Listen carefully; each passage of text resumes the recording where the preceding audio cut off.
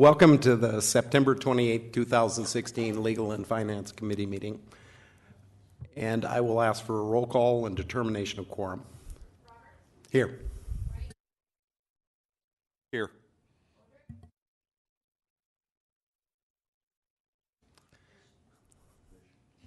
Jerry will be back in a minute. And I'll ask for adoption of agenda.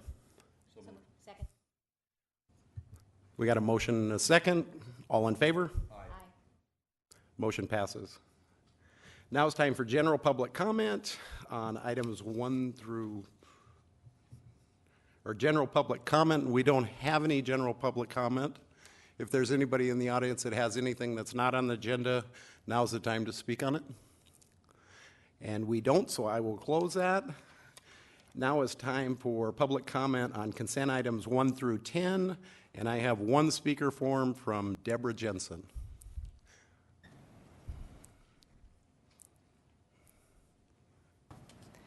Good afternoon, I'm Deborah Jensen. I'm an owner of a business on Mount Rushmore Road, as well as president of the Mount Rushmore Road Group. Last July, the Mount Rushmore Road Group gave unanimous approval to a resolution to extend the name Mount Rushmore Road to the edge of the city limits. As development continues along this vital corridor, this is a perfect time to make the connection with the traveling public and the businesses. Extending the name will not only improve the continuity, but also the signage as well as direction. Under the direction of Brad Solon, letters were sent to affected business owners. An open house was held at City Hall, as well as Brad came to the Mount Rushmore Road Group to explain the process of extending the name. There have also been one-on-one conversations, emails, and phone calls that I and others have had, and to my knowledge, all of them have ended very positively. So, on behalf of the Mount Rushmore Road Group, I would ask you to approve the name Mount Rushmore Road to the end of the city limits. Thank you.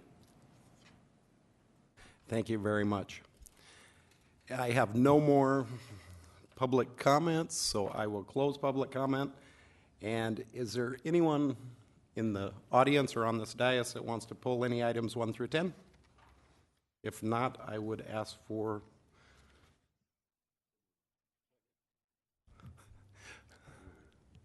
thank you. So we have a motion to approve items 1 through 10. All in favor? Aye. Items 1 through 10 are approved. Now we'll go to the non-consent items, and I will open public comment. We have one speaker from Bob Brandt. Mr. Brandt, you have 3 minutes if you'd state your name for the record. And this is on item 11. Hi, I'm Bob Brandt. I live just outside the city limits. I want to talk about the vacation home rental. I was on the county planning commission 6 years back in the early 2000s, and when we investigated that, changing that ordinance in, and now it seems like the Rapid City and the Pennington County are lunging headfirst down this slippery slope of vacation home rentals. Well, proponents of the new ordinance are saying that, hey, this is a great way for small little homeowners to help pay their property taxes. In reality, a non-owner occupied home could be rented out 365 days a year to different people. This is the definition of a motel. But motels are only allowed in commercial or highway service areas, not quiet residential neighborhoods. Rapid City currently allows this use as a conditional use permit. I think that's a great tool. It allows non-conforming uses in zoning districts, but it also notifies the neighbors and lets them know that, hey, somebody wants to do something that isn't quite the norm in your quiet little residential neighborhood. Whether it's a vacation home rental, whether it's a motorcycle repair shop in the garage, at least it allows the neighbors to have their input.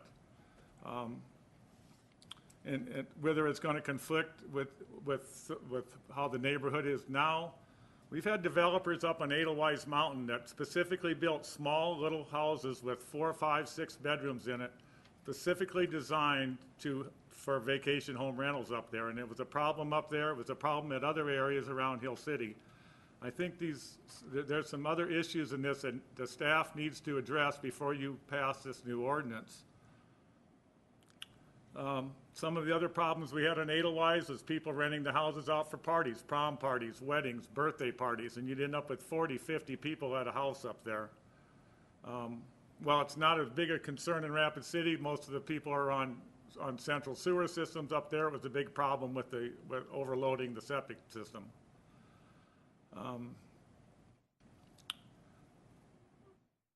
The system, if you have a conditional use permit, the city's going to go out and inspect it. You're going to make sure that you have adequate access, adequate egress out of the bedrooms, especially the basement bedrooms. The fire alarm system's working, and there's sufficient off-street parking. I think there's just a lot of issues that need to be addressed, and you got to let the neighbors have their say when someone in their neighborhood wants to do a vacation home rental. So I urge you to veto, to not pass this new ordinance and leave it the way it is. Let the people who have good relationship with their neighbors, let them file for a conditional use permit, go through the process so that everybody in the neighborhood gets their say on it. Thank you. Thank you, Mr. Brent. We have one more speaker request form under item 12, Mr. Hani Shafai. Good afternoon, Mr. Chairman and members of the committee. My name is Hani Shafi, representing the owners, and I'm just here for any questions that you may have on that item. Thank you. Thank you. And that's the end of the public comments that I have. I don't see anybody else. So I will close public comment, and we will go to item 11, introduction and first reading of Ordinance 6140 to adopt regulations governing short-term rentals by adopting and amending provisions in Title 17 of the Rapid City Municipal Code. I don't have any speakers. Yes, I do. Councilwoman Modrick. Thank you. Been studying this. I've asked a lot of questions about how we would truly do our code enforcement on short-term rentals. I know that this has been tweaked down to try to assist those homes that are 14 days or less in 1 year's time, but also give the city an opportunity to monitor the effects of Airbnbs and some of the other ways that people are able to rent their homes.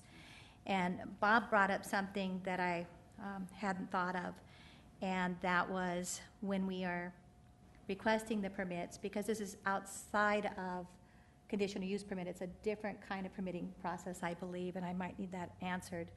But are we actually sending out the notices to the surrounding neighbors like we would do in any kind of a business response to make sure that we have the neighborhood involved, because it is low-density residential, that it affects a lot of homes around them, and I'm not sure how that provision would be in there if it does allow the public to make that comment and assist with the determination of the permitting. So if I could ask our city attorney maybe first. Absolutely. Thank you. Well, the ordinance has kind of two levels. Every home that's being used as a bed and breakfast or a vacation home rental would require a permit from the city. That does not require notification to the neighbors. That's an application that would be made to community planning, would be reviewed by staff and issued by the director. For larger operations that have several bedrooms for rent, a conditional use permit would still be required. And a conditional use permit does have that neighbor notification and a sign that would end up public hearing before the Planning Commission. But the smaller operations, if you're just renting 1 or 2 bedrooms in your home, or if it's a smaller vacation home with 3 or fewer bedrooms, doesn't have that conditional use permit. Currently, it's staff's interpretation under the ordinance, as Mr. Brandt said, that everything requires a conditional use permit. So part of what this ordinance was designed to do was to make it simpler when there were smaller operations and not require that level of oversight. And the one thing that I would say concerning the neighborhood complaints would be that once a permit is issued, or if a permit is issued, neighbor complaints could be made to code enforcement just like they are today, and it's an annual permit. So if there are concerns about parking or noise or a huge number of guests, what have you, The director has the ability to revoke or suspend that license, or possibly just not to issue one in the future. I call that a license, it's actually a permit, but it has the existence of a permit has that we have that level of oversight so that we can, if there are neighbor complaints about violations of the ordinance, we can refuse to issue that permit and allow it in the future. So if I can do a follow-up that might lead to another answer from you. So if it's small, it still has the conditional use permit, but then it's going to have the additional permit, and that's all in the $250 fee first time.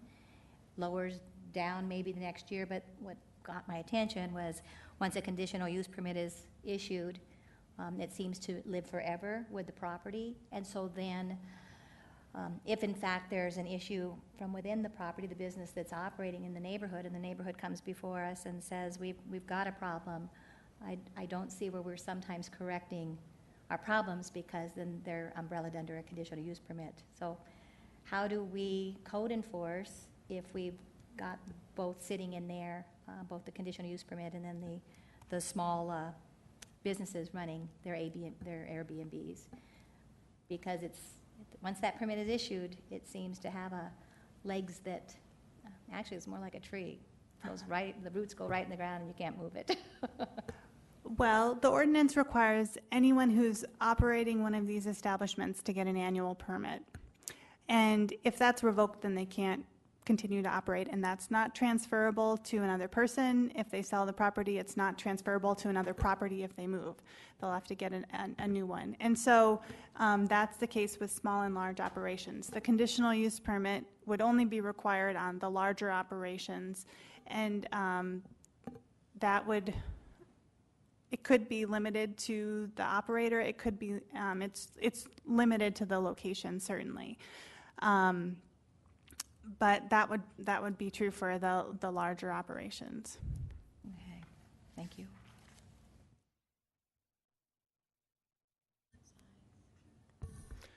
Alderman Wright, you have the floor. Thank you, Chairman. As I studied this, a couple things came into my mind, and I haven't resolved them yet. And one is that we have a tendency to pass ordinances, issue a permit or charge a fee, and then maybe not doing about it. I'm referring back to our roofing ordinance a few years ago. That type of approach. I am concerned that if we're going to charge $250 for a permit, what are we going to do with it? And is it enforceable? Are we going to enforce it? Do we have the staff to do it? Is it a one-time thing, or as you said, annual, I believe? I'm very concerned about that. I think what we need to all remember, the community needs to remember, that we pass ordinances when problems occur. And this came to us because neighbors were complaining about people doing this, and they were doing things that upset them. That's what brought this on. We're not trying to create an empire. There's just issues out there in our community that need to be addressed. But I think the simpler the better, and the minimal amount of paperwork and so forth is what I'd like to see. Probably in all these situations, like a bed and breakfast or something like this that is a conditional use in a home, I would like to see something that is non-transferable. If someone comes in, applies for the permit, gets it, and it's granted, they've got it, until they sell, leave, or depart us, one or the other. Non-transferable. And it's revoked if they're in violation of the terms of the ordinance. So like the one unit we were looking at or hearing about last year or 2 years ago, if people are parking in front of someone else's house, parking in front of fire hydrants, over parking, creating issues, don't have adequate stuff, and the parties are too late or whatever, if that's verified, they just lose their license, and that's it. That's the enforcement. And I'd like to see something of that discussed. That's where I'm at right now. Thank you. And our city attorney, would you like to say something? Yes, I would. I would like to talk a little bit about what Mr. Wright pointed out. The Planning Commission, the ordinance does not include a fee, and there's been some discussion about the $250 fee. As you know, the fees are all incorporated in the fee resolution, and I believe there will be a change coming forward in the next couple meetings with some updates to the fee resolution, and that would include the fees here. The Planning Commission was similarly concerned about the fee, and so we amended it at their request, saying that if a conditional use permit was required, and that's a $250 fee, that there would not be an additional fee for the annual permit, other than the renewal fee, which is $100. So if you need to just get a permit and no conditional use permit, but you just need to get an operating permit, ordinarily it would be $250, or we're going to look at that, I guess. Planning staff is going to look at what that amount would be, but the proposal now would be a fee for the original, or for the first permit, and then a renewal fee of a lower amount. So what was discussed is $250 at first, and then $100 thereafter. Like I said, planning staff is going to look at that, and that'll be brought forward. And I think based on what Planning Commission said, those amounts might be adjusted down. But Planning Commission did say if you need to pay money to get a conditional use permit, you're not going to also need to pay money to get that first permit, and that's in the ordinance. Let me go to Steve and then come back to you. Alderman Laurenti, you have the floor. Thank you, Chair. And I also have a question for the city attorney, if I may. You may. My question kind of dovetails to what you were speaking about, and what Alderman Wright had previously spoke about. But my question, and I guess my concern here, is our ability to, one, issue the license, which is an issue really, but the main issue I have is enforcement. If we don't renew a license and somebody continues to operate it as, say, an Airbnb, what kind of enforcement is there for the city? Well, if they don't have a permit, then it would be a criminal violation, like our violation of any city ordinance would be. So it would be prosecuted in that way. If they do have a permit and they're operating outside of the permit, our enforcement options would be to suspend it and maybe allow them the chance to come into compliance, revoke it entirely, or refuse to issue it when they do apply. So honestly, having a permit and requiring people to have an operational permit to continue operating is, from our office's standpoint, a really strong way to enforce, because we can revoke it if they're operating outside of their operational plan. We can revoke it if they are operating outside of our ordinance. It gives us a lot more oversight when bad actors do try to do this sort of a thing. But if, in the case of they're operating without a permit and they're operating anyway, our mechanism would be prosecuting them for an ordinance violation in criminal court, similar to what we do in code enforcement situations. Okay, thank you. Alderman Wright, you have the floor again.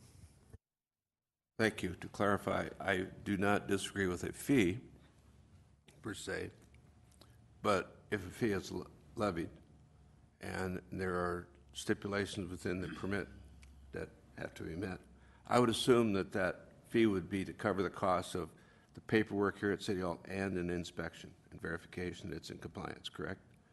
And would that occur? The ordinance does not have an inspection requirement. So we're going to have these things done by someone's written saying that we've got all this stuff met and not look at it. I have a problem with that. That's like issuing a roofing permit and let them roof without inspecting it. Sorry.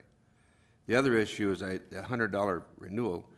It looks to me like we're creating a perpetual problem, because if we're not inspecting it, not checking it, then why are we doing it?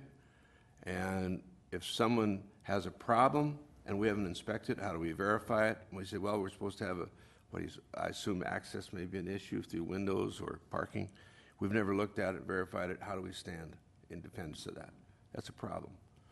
I think that we would be better off, if we're going to charge a fee and do this, and may apply to all of the use and reviews, is that there's an application fee and a permit, or whatever you want to call it, that they state our conditions of that permit are met and verified by an inspection, and it's good to go unless those change. And it's renewable automatically without inspection. Now, if there's a problem, and someone says, well, someone that has three different people staying at this house and there's only parking for one, or something like that comes up, we inspect it, and if it's wrong, I would say I'd rather see the grounds that it's just pulled and gone. I don't want to see the way we do code enforcement, where we say you got 30 days to comply. We need to be tougher than that.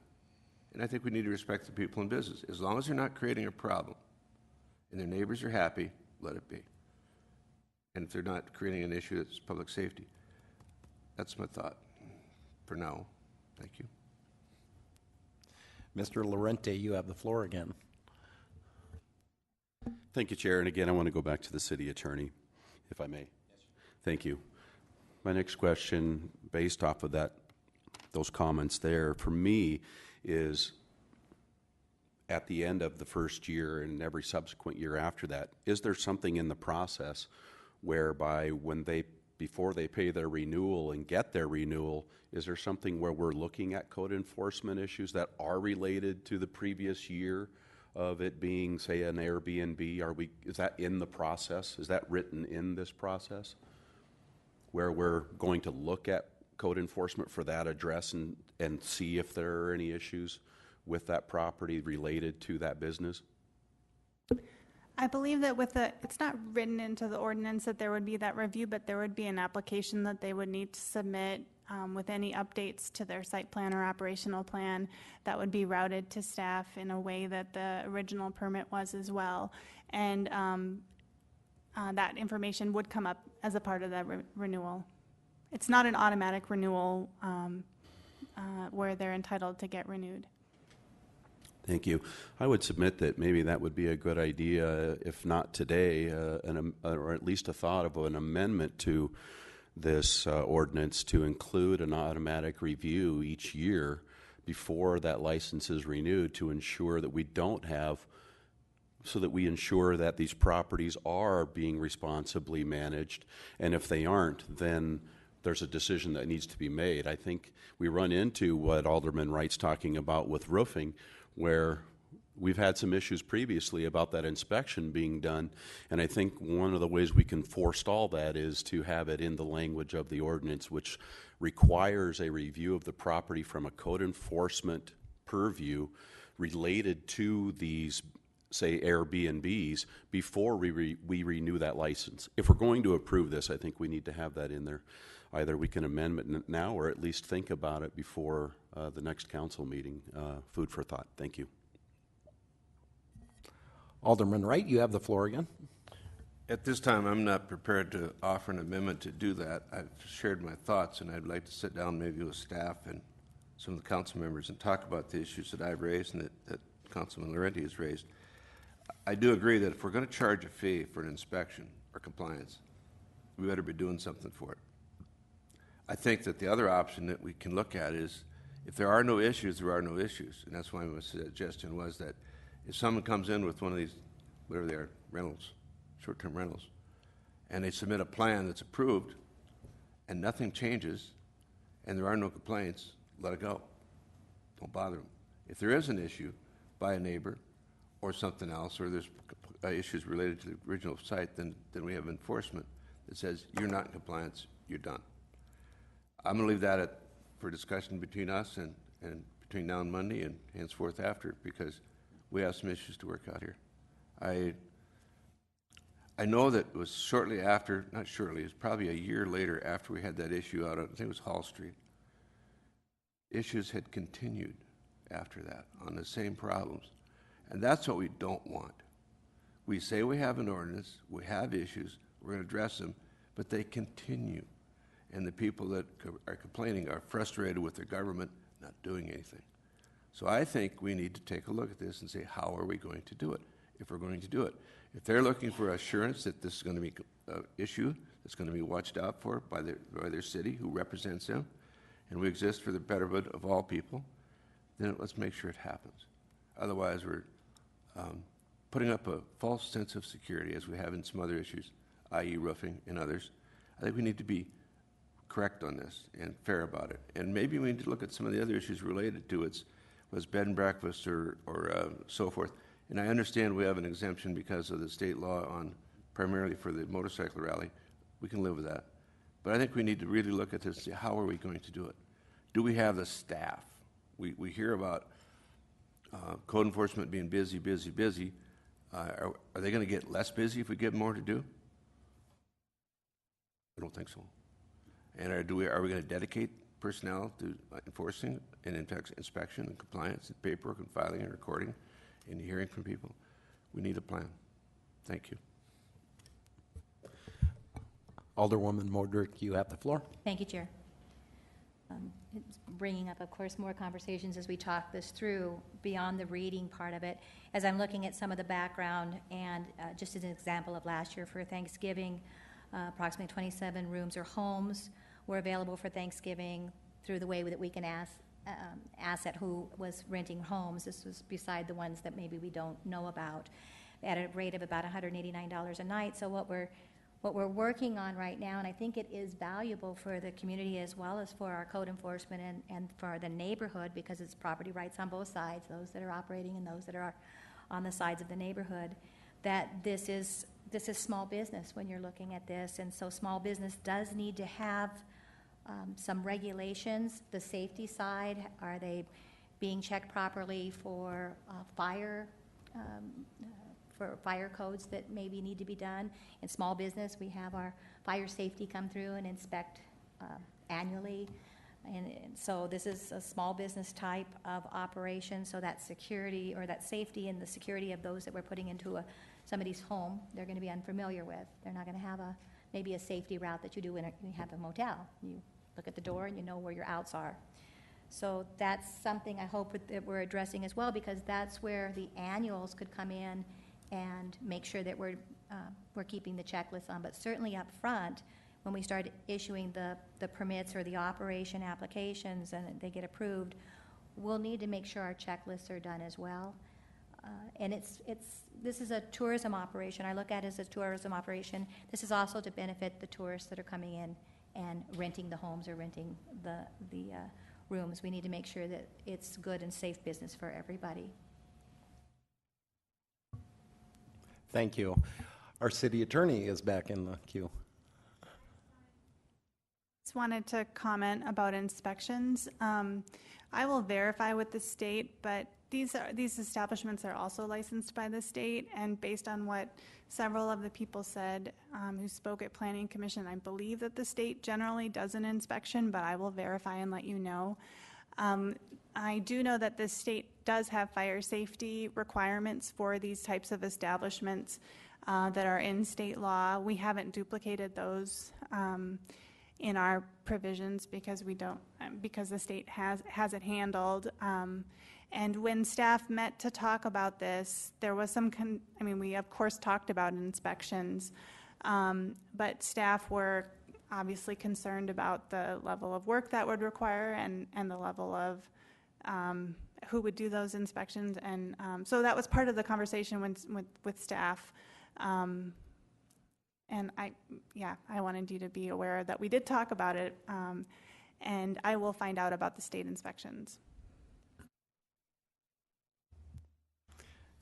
Alderman Wright, I will let you have the floor one more I'm time. talking more on this than I thought I would, but you know, this is an important issue because, yes, the state does inspections of food, service, fire, whatever, okay? But we're the ones that get the complaints, and we're dealing with the complaints that we deal with. And the issues that we deal with are parking and loud note parties, whatever they're coming to us locally. Those are not regulated by the state. They're regulated by us. So I think we need to look at how we're going to control that.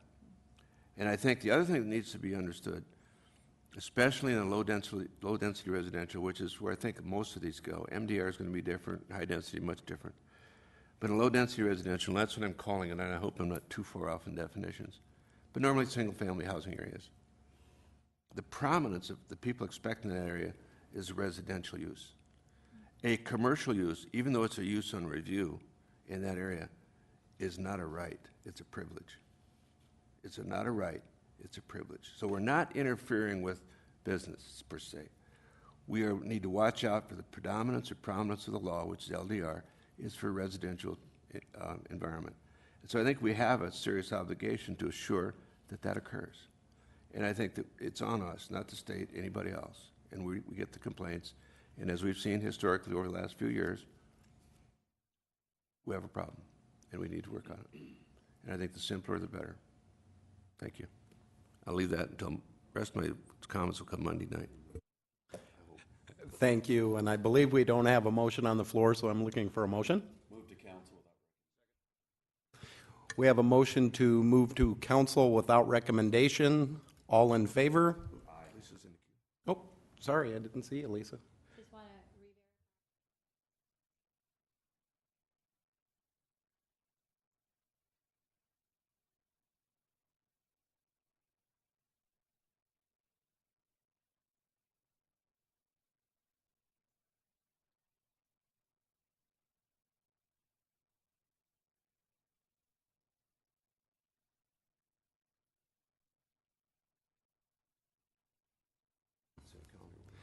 Thank you. No, it will not be on consent calendar because it's going forward without a motion, without recommendation. So, all in favor? Aye. All opposed? Motion passes. Item 12,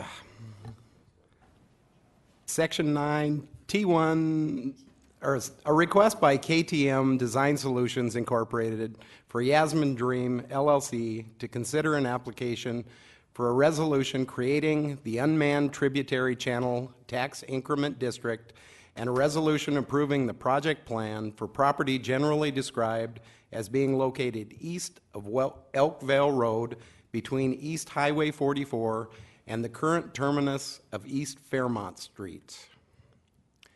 And Alderman Laurenti, you have the floor. Thank you, Chair. And I don't know if staff wants to go ahead and speak first. I would just defer at this point, let her. Sarah Hansel, Long Range Planning Department. I do have a short presentation available for you today if you'd like to start with that.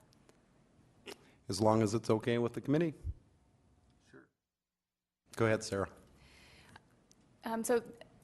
This project, item number 12, is to consider an application for a tax increment district and specifically the project plan associated with this project and to approve the resolution.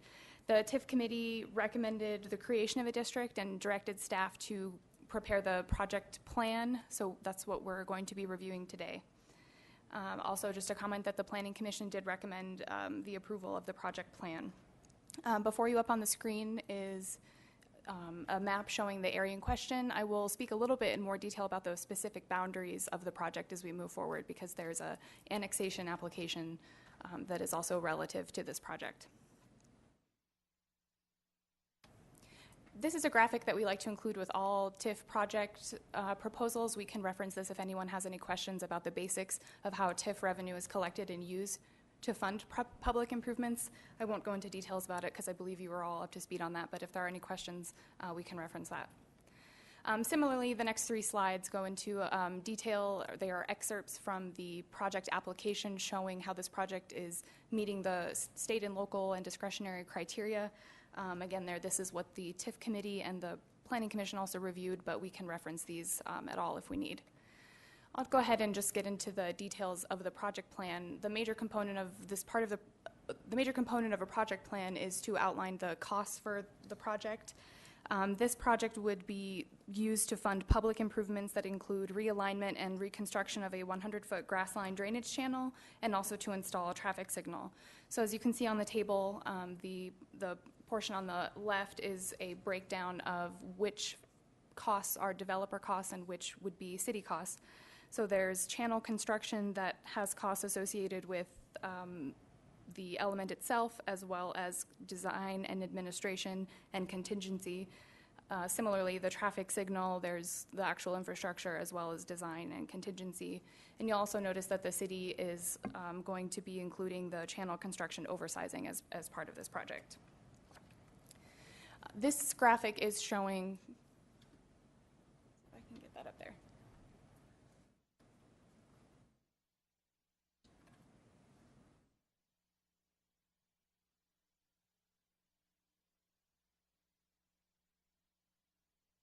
This graphic is showing the behavior of the floodway as it is today and how it would anticipate to behave following the improvements to the channel. I will just point out that currently the floodway is behaving in a manner like this and limiting development opportunity in the areas where it's encroaching. Following the improvements, the proposed improvements to the floodway, it's anticipated that the floodway would behave in this manner and open up the property for additional development. This map is referencing the public improvements that are associated with the project that I referenced the cost estimates for earlier. You can see where the drainage channel is, as well as a maintenance road, crossings for future construction of roadways within the Orchard Meadows development, as well as a traffic signal. The Planning Commission recommended approval of an application, a petition for application for this area here. If approved by the council, that would render this proposed traffic signal as an eligible project cost to be included within the TIF.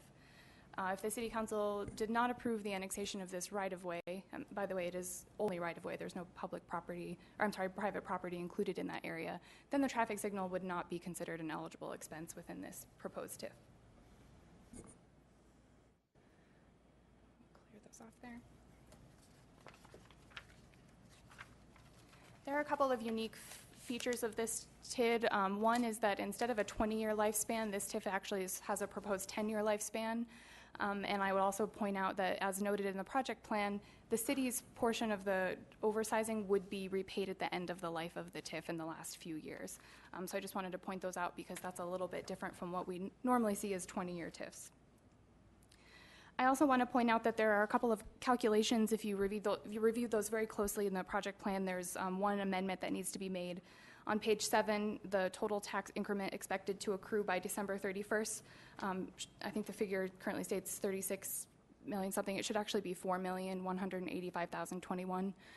Basically, it was just a calculation error with the table that's presented. So we will be making that change prior to the final project plan being brought forward to council on Monday.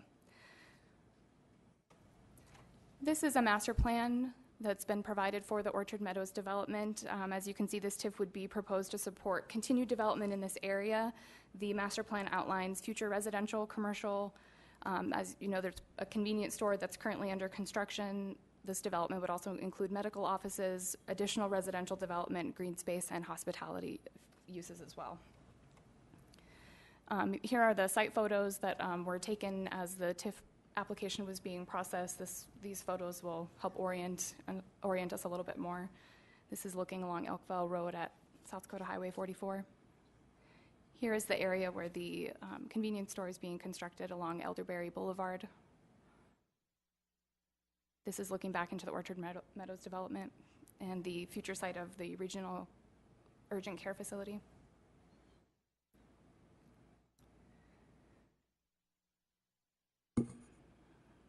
Kind of zoom through here, just kind of acquaint ourselves with the area if you haven't visited recently.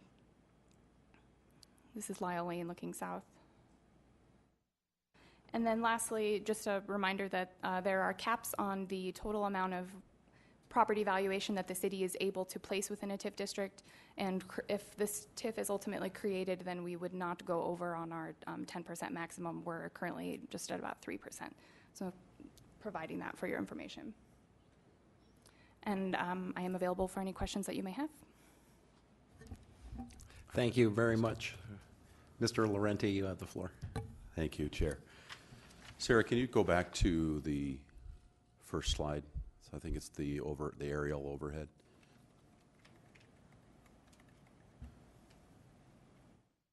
That area to the east and south of 44, that's where all the new homes are, am I correct? That are in this, that are not in this TIF, but are part of the developer's development. Am I correct? I'm trying to pull this. In yellow there, right off of 44. Get my pointer If you activated here. Yeah. Are you referring to this area Yes. here? Yes, that is developed with single-family homes, Annie? Yes, Right, it's existing. Right. It's so the part that is in the, so if I could have the developer come up, Hanny, if you would, please. Hanny, can you, I don't know, with Sarah, if you can help out with this on the aerial thing, can you show us where the homes are that are already developed on the back side of this property? These ones? There is an existing development that was there prior to this development, which is called Pioneer Drive right in here. It's about a little over 80 homes. And the proposed development, or the currently being developed, is this area right now is right in here. That's where the homes are currently being built. Right, so that area that is in yellow is homes that you have, that's part of the previous development, not this TIF, but your previous development. So my question to you, Mr. Shafi, is why not come to the city for a TIF before you begin that development with those homes? Because we're missing out on all of the increment of those homes that were developed there to help pay off this TIF even quicker. And I was one of the people that helped that motion along to reduce it from 20 to 10 years, but maybe we could be looking at 5 to 7 years instead. But we're going to be missing out on all of that increment. Can you speak to that just a bit? Because I'm assuming you would have known that you were going to develop the rest of this as well at the time you were doing these other homes.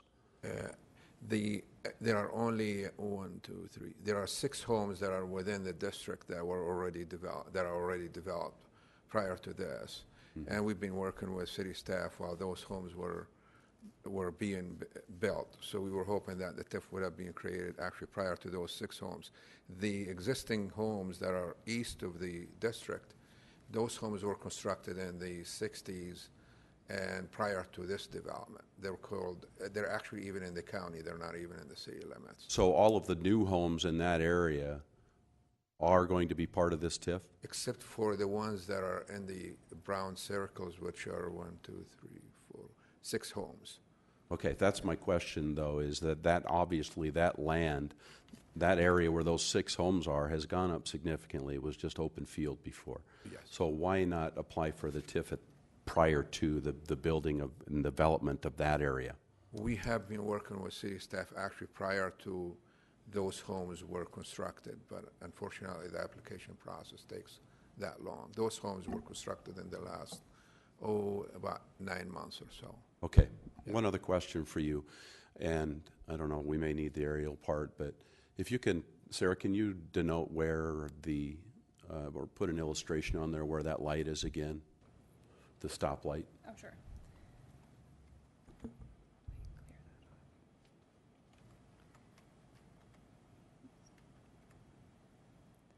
So it's at the corner of South Dakota Highway 44 and Elderberry Boulevard. So here you see it shown in red, Okay. and that corresponds with approximately this area. Okay. My question is, and I think for my colleagues to think about, is why would we annex part of the highway to include a light for a development that's going to happen? I believe it was going to happen even without this TIF for sure, but my question is, why would we take responsibility for part of that highway just for a traffic light? That's going to absolutely be needed and be a benefit for this development. So I would say at a minimum, and I don't support this TIF because I believe it would have happened without it, is that we at a minimum exclude this annexation of the highway just to get a stoplight in it. That makes no sense to me. So that would be my recommendation. Thank you. Councilman Wright, you have the floor.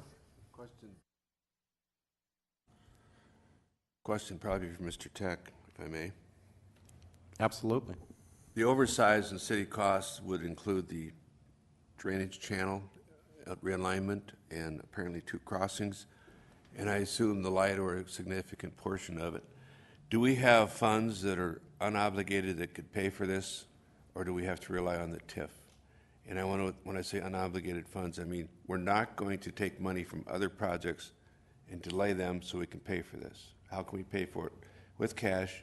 If we can't, is the TIF the best option? Because we're under obligation to pay for the oversize and those improvements, correct? Correct. The only funds that are currently set aside are the oversized funds. There are no additional monies available to construct the whole thing.